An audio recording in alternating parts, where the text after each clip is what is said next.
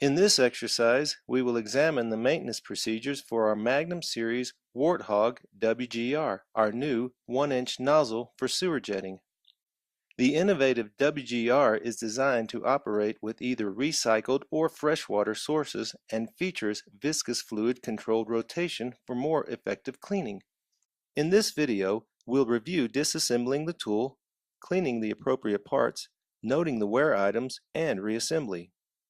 Plus, we'll look at the support available for your WGR with maintenance and toolkits from StoneAge. Before we get started, let's look at the tools required for this maintenance. Items that you'll need to provide are marked with white dots. Items noted in yellow come in the WGR 612 toolkit from your dealer. You'll need 242 Loctite, white grease, blue goop, isopropyl alcohol, a large adjustable wrench, large crescent wrench, a pick, spacers for installing seals, a bearing splitter, seal installer, 3/8-inch socket drive and extension, Torx L key T25, cotton swab, rubber band, modified snap ring pliers, and a special hex nut for turning the shaft when applying viscous fluid. A press and a vise will also come in handy, so let's get started at the vise. The WGR has major components that we will refer to often in this video. They are the head, the front nut, body, centralizing fins, backplate, and inlet nut. There are two port screws in the body, one closer to the head end and another closer to the inlet nut. There are multiple head options available, and the 1-inch inlet comes in either NPT or BSPP. Place the tool in a vise with the head end down using the wrench flats to secure. Take the Torx L key that comes with your purchase and locate the through holes in the front nut. Slide the key into the first hole and then rotate the body until the key slides all the way through as shown. This locks the shaft for the next step, which is to separate the body from the head. Using a large adjustable wrench, loosen the front nut. You can also use the 2.5-inch wrench that comes with your 612 toolkit. Note the L key is still in place. Continue to unscrew the body by hand. Remove the L key and at the same time note the O-ring on the end of the shaft. We'll get to that in a bit. Place the body back in the vise using the flats on the front nut to secure. Next, take a rubber band and stretch it around the centralizing fins as shown. This keeps the fins from falling out all over the place during the next step. Loosen the 6 screws holding the back plate on with your Torx L key wrench. With the 6 screws removed, the back plate will pop off. Now remove the 6 centralizing fins. Set those parts aside for cleaning. Next, locate the weep seal on the inlet nut. Use a pick to remove it, exposing the weep holes underneath. Remove the inlet nut with your large crescent wrench. You may need to apply a little back pressure to get it loose. Take your large adjustable wrench and, using the wrench flats on the body, loosen the inlet nut as shown. Finish unscrewing by hand. Note, there are parts inside the nut. We'll disassemble those in a moment. Now we'll move to the press. Use your pick to remove the wave spring. Flip the tool now so the head end is up. If you haven't already removed the port screw closest to the head end, do so now. It makes removing the shaft much easier. Press out the shaft. There are several parts to the shaft that we will disassemble in a minute. Head back to the vise where you'll remove the front plate from the body. Secure the body in the vise using the wrench flats on the sides. Using a large adjustable wrench, loosen the front nut and unscrew. The front nut has some remaining items for disassembly.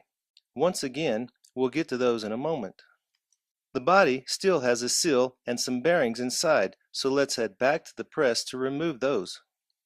Set the body on the press with the inlet end facing up. Using the WGR 181 spacer tool, press the remaining items out of the body. We use a shim on top of the spacer as shown. you should have a shaft seal, spacer, and sealed bearing. At this time, the body should be completely stripped, set aside for cleaning. Still at the press, you can now tackle the shaft assembly. Start by removing the WGR 058 high pressure seal with modified snap ring pliers. You can also use the seal puller that comes with your 612 toolkit. With the seal out, use your finger to extract the wave spring. Next, separate the bearing from the assembly. Use a splitter between the bearing ring and the shaft seal. Press the bearing off. The shaft seal and spacer will follow. Note, the shaft still has a couple of O-rings, so head back to the workbench to further disassemble several parts. Start with the body. Remove the last port screw. The inlet nut is next. Using modified snap ring pliers, remove the WGR 059 high pressure seal and wave spring underneath it. These seals may look the same, but they are different. The WGR 058 HP seal is for the shaft, and the WGR 059 HP seal is for the nut. Use a slot screwdriver to gently pry out the shaft seal. There is a small O-ring down inside. Use a pick to remove it, and the O-ring from the base of the threads. Set the nut aside for cleaning. Next, repeat with the front nut. Pry out the shaft seal and remove the O-ring from the base of the threads. Finally, the shaft has two O-rings that should be removed, one at each end. Your disassembly is now complete. Wash all appropriate parts in solvent and blow dry. Before reassembly begins, note the wear items. All these items are contained in your overhaul kit, and you should always use the new parts from your kits during reassembly for maximum performance. We will review the kits at the end of this exercise. Begin reassembly at the workbench where you can prep the shaft assembly and the inlet nut. Start with an O-ring on the male end of the shaft and follow with one in the other end. The second O-ring needs to fit into the groove down in the shaft. A pick will help here, along with pinching the O-ring slightly as it goes in. Prep the inlet nut next, starting with a new O-ring. This is like the one you just installed in the shaft. With the O-ring installed, place the wave spring into the nut as shown. Follow that with a greased high pressure seal using the WGR 184 seal installer to position in the inlet nut. Use your thumbs to press it into place evenly. When the seal is properly positioned, you should be able to activate the wave spring by gently pressing down and letting go. Return to the press now, where you will perform several tasks. Start with the inlet nut. Place a new O-ring at the base of the threads. Prep the shaft seal with grease and make certain the lip side of the seal faces down. Press the shaft seal into place using your WGR 182 installing tool, rotating the nut as you press it in. Repeat the procedures with the front nut, applying the large O-ring and pressing the seal into place. Press the grease seal into the nut all the way down to the shoulder inside. We're using a slightly smaller installing tool here. You may even be able to press it down with your thumbs. Pressing the seal to the shoulder will leave a small 1/16 inch recess, as shown. This is correct. Remember to grease this seal as well and install it with the lip side facing down. Now take the body and stand it so the head end is up. Grease and install the new shaft seal first, with the lip side facing down. Use your WGR 182 installing tool again here. Follow that with a greased spacer. Finally, grease the outside of the new sealed bearing ring and press into place. This bearing has no inner or outer race, so it goes in either way. Brush white grease on top of the bearing before moving on. Replace both port screws. Tighten the screw closest to the front end with a screwdriver, but only hand tighten the one nearest the inlet nut. We'll use that port to bleed viscous fluid. Next, screw the front nut into the body, and you can stay right where you are at the press. Brush a little blue goop on the threads of the front nut and screw it into the body. Hand tight is all you need for now. Flip the body so it stands on the front nut as shown. You're ready to install the shaft into the body. It should slide in by hand, but you may need to use the press. The shaft should rest firmly into the body. Now comes the viscous fluid. We use only medium viscosity grade for this tool and include some with your kit. Pour in a generous amount of visc. Work the shaft with a 3/8 inch socket drive and the WGR 183 hex tool to force the air bubbles up and out. The hex tool fits on the end of the socket drive extension, and then you can insert it into the shaft as shown. Pour in some more fluid. This is a slow process, but nonetheless extremely critical. Work the socket drive again to spin the shaft. Important note: rotating the shaft in a counterclockwise manner will utilize the spiral grooves in the shaft, forcing visc down into the body and air bubbles up.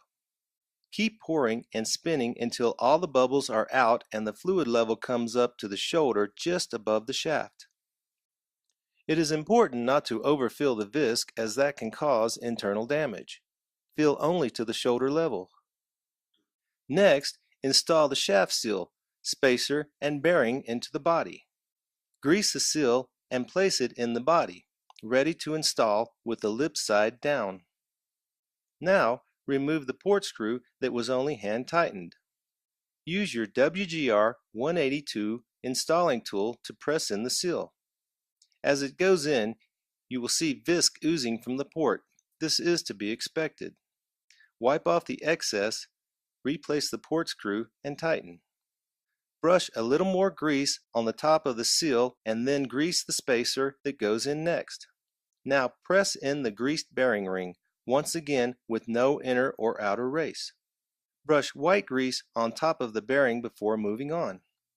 Next, insert a new small wave spring down in the shaft and prepare to place the high pressure seal on top. Grease the seal generously and use the WGR 184 installer tool to place it in the shaft. Press down evenly for a good fit and check your work by activating the wave spring underneath. Generously grease a new large wave spring and place it on top of the bearing, and then we'll head back to the vise for the final steps. Secure the tool in the vise using the flats on the front nut. We've been greasing all parts like crazy, but now we're going to make certain that two small surfaces have no grease. They are the faces on the two high pressure seals, one in the nut and the other in the shaft. Use a cotton swab and some isopropyl alcohol to clean these two surfaces. You're ready to screw the inlet nut back into the body. First, carefully brush a little white grease on the last large wave spring, being careful not to touch the high pressure seal you just cleaned. Apply blue goop to the threads and screw the inlet nut back in. Tighten with a large crescent wrench. You may want a little back pressure. Then flip the big wrench and make sure the body is tight with the front nut. Replace the weep seal on the inlet nut.